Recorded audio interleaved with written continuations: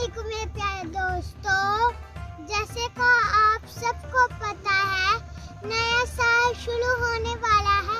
हम सब बहुत खुश हैं और मैं आप सबको चाइनीज में नया साल कहना सिखाऊंगी। शिनिया खुआएला, शिनिया खुआएला।